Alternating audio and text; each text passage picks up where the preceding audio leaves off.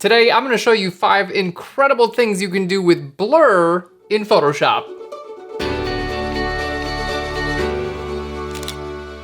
Hey there and welcome to Phlearn. My name is Aaron Nace. You can find me on Phlearn.com where we make learning fun. And in today's video, we're gonna show you some awesome things you can do with different blur tools. Now, Photoshop's come a long way in the last few years. So today we're gonna show you some of my favorites and we're gonna do effects like blurring the background, adding motion blur.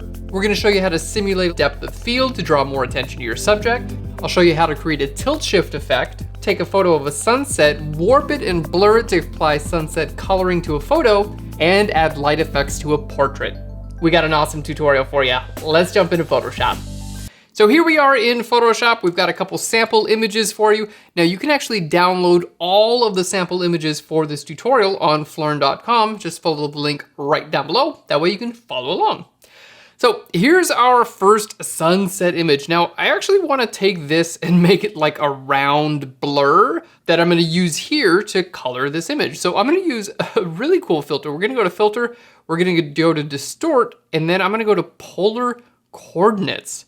Something that we don't get to use that often, but basically it just takes your image and makes it a circle like that, which is really cool. And you have a couple of different options you can choose from, rectangular to polar or the other way around. So we're going to choose this option here. Hit OK. Obviously, it just makes this image incredibly weird. But check this out. We're going to use the move tool, click and drag from one image to another one. And then we're going to change this blending mode from normal down to screen. And this is going to allow us to actually use the lighting in this image to color this other photograph. So let's hit Control or Command T for transform. I'm just gonna move this right about there. I'm trying to kind of match up like you can see it's light back there, so it might make sense that, light is coming from that direction. And now we're gonna right click on this. I'm gonna go ahead and convert this to a smart object. It's just a good idea anytime you are gonna apply a blur or any filter. That way it's gonna allow you to change that blur later on. So that looks really good. Next, super simple here, we're just gonna apply a regular Gaussian blur. So let's go to blur, Gaussian blur. That's one of the most common blurs that I wind up using in Photoshop. There we go. We're gonna do one blur that's a little bit less. There we are, that looks awesome. I'm just gonna put a layer mask on this. Isn't this crazy? We're actually using a sunset. So obviously you can, just kind of like fake sunset colors and stuff like that, but this is a real sunset that's gonna be coloring this image. I'm gonna go ahead and duplicate this layer, Control or Command J to duplicate that and make it a little bit larger. And then check this out, we're just gonna increase the blur on this one a little bit more. And that's just gonna add that sunset coloring to the whole image. Oh, this looks so awesome. Obviously just way too strong of an effect. So let's start with this one. Just bring the opacity down until we get a little bit of glare and then bring this one in there too. Bring the opacity down there as well. I think that's looking super cool. Let's go ahead and group those together by hitting Control or Command G, and then maybe we'll just adjust the opacity as a whole. So basically we took an actual sunset and used it to color this image. Now I'm just gonna take a layer mask and just mask this away ever so subtly from around here. And there we go. We have actual sunset coloring this photograph. And you could just save this layer and put it on any image and get sunset coloring. Super fun.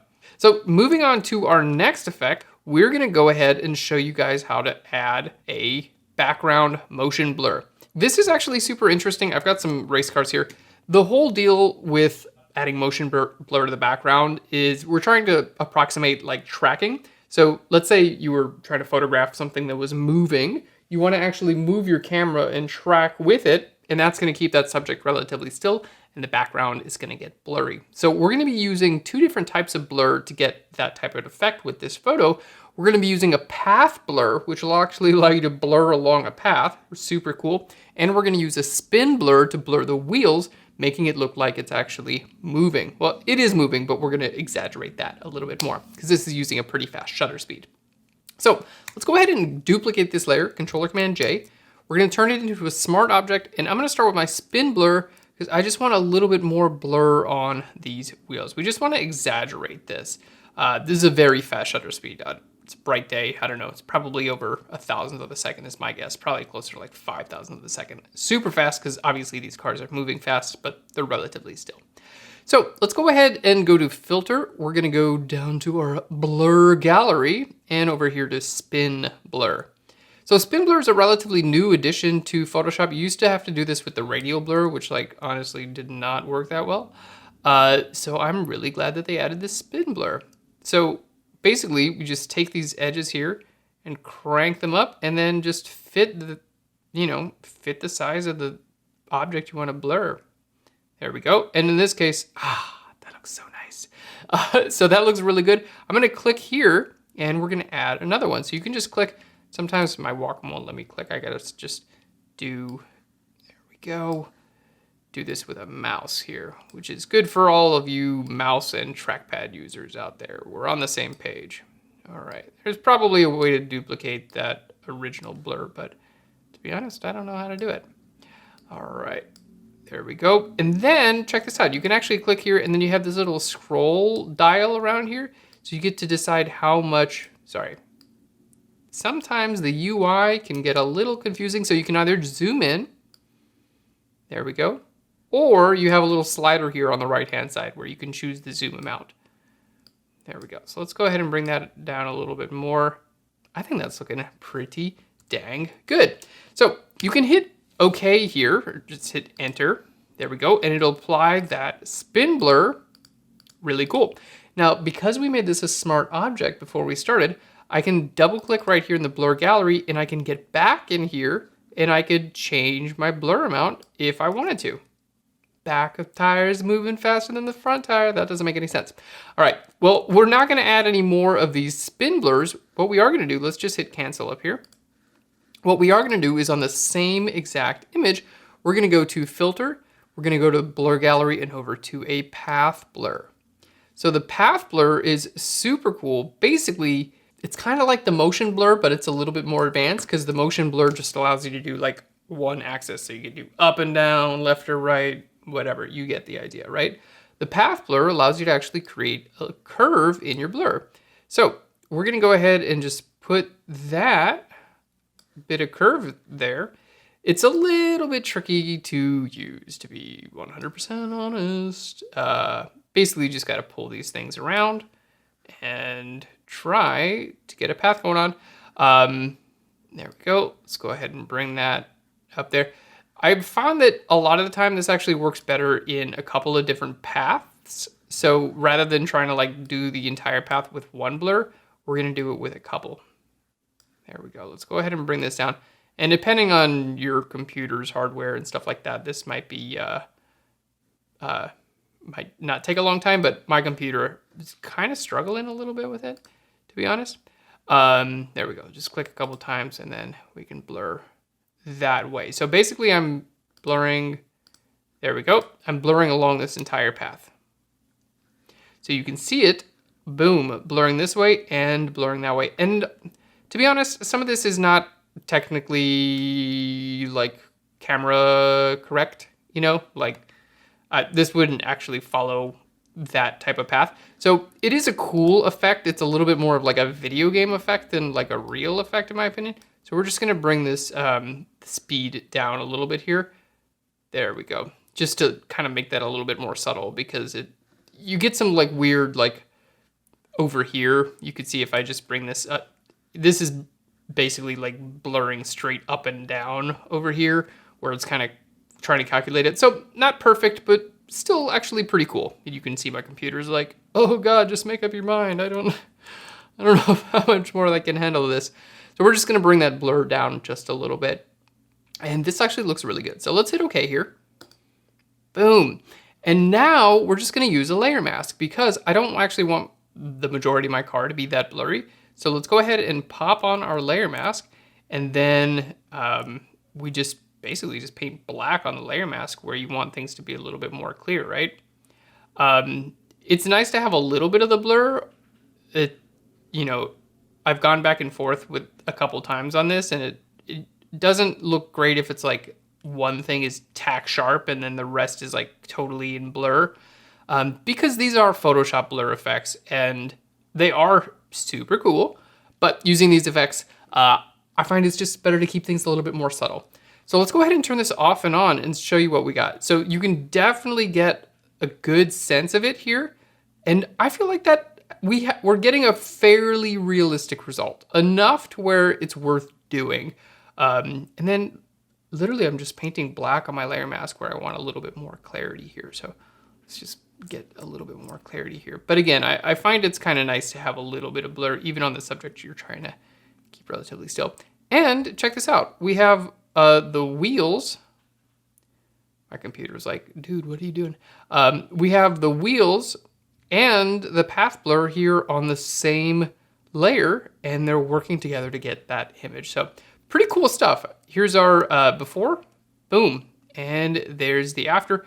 And don't forget, because you use Smart Object, you can simply double click right there and then change these effects, right? So if you need to like click on this one and you're like, oh, let's bring that blur down to 20% instead of 30% to make it look a little bit more realistic, just change that number, hit OK up there, it'll recalculate it, and you're good to go.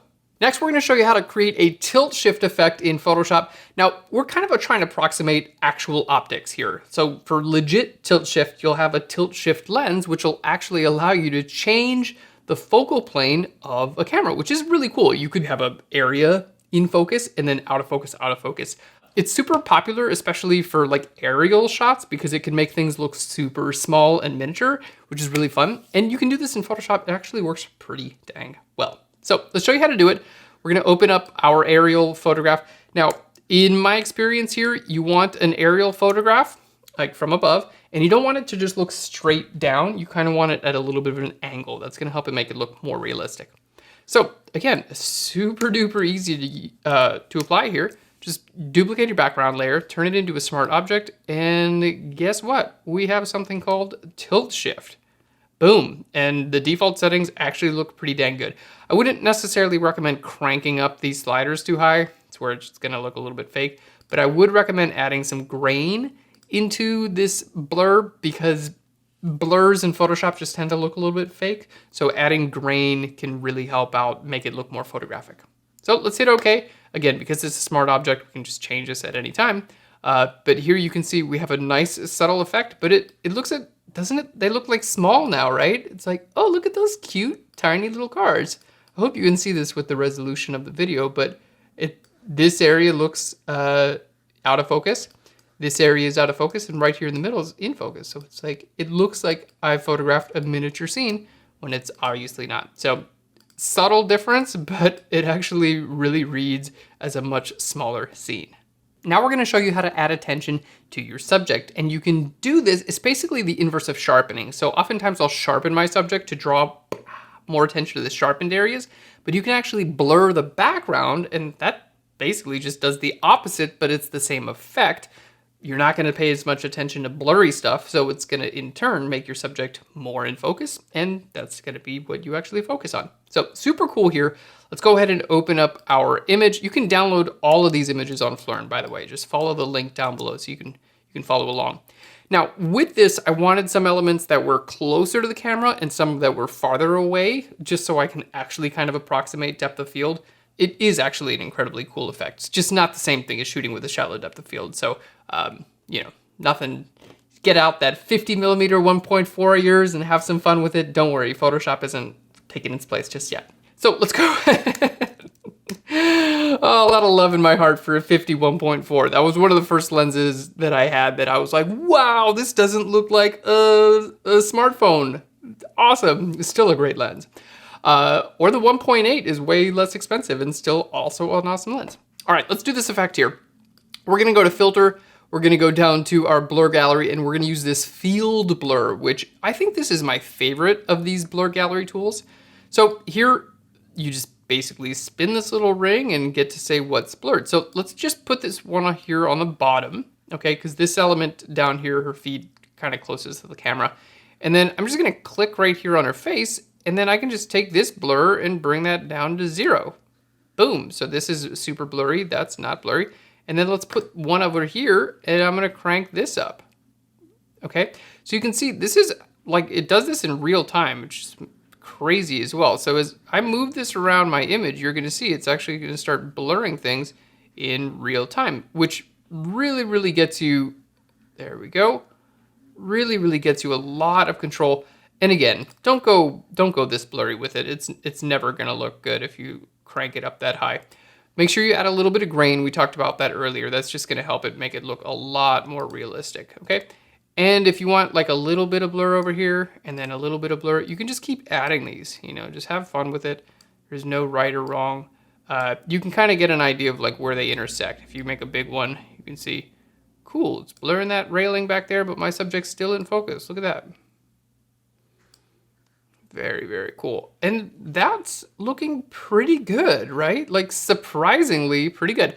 So let's hit OK. Again, smart objects here. We can come back and redo this at any time, but let's just make this visible and invisible. This is about as strong as an effect as I would recommend doing here, just because it's not actually going to follow physics. We don't have any 3D depth maps here. I can't say like blur the things closer to the camera. It's an approximation.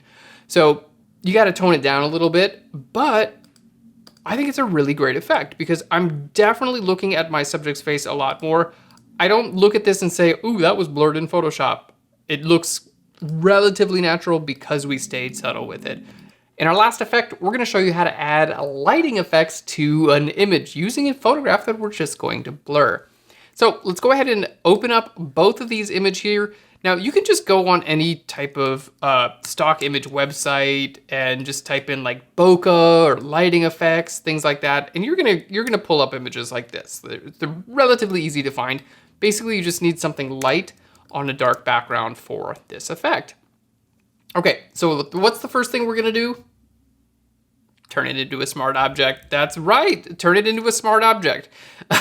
You could just right click on it and go down to create smart object here. Convert to smart object. So next, let's go ahead and change this from normal. We're going to change this to screen. Okay, so it's going to get rid of the dark areas. Now it doesn't look that great yet. Let's hit Control or Command T and transform it like this. Okay, obviously the colors aren't right and it's, well, way too defined.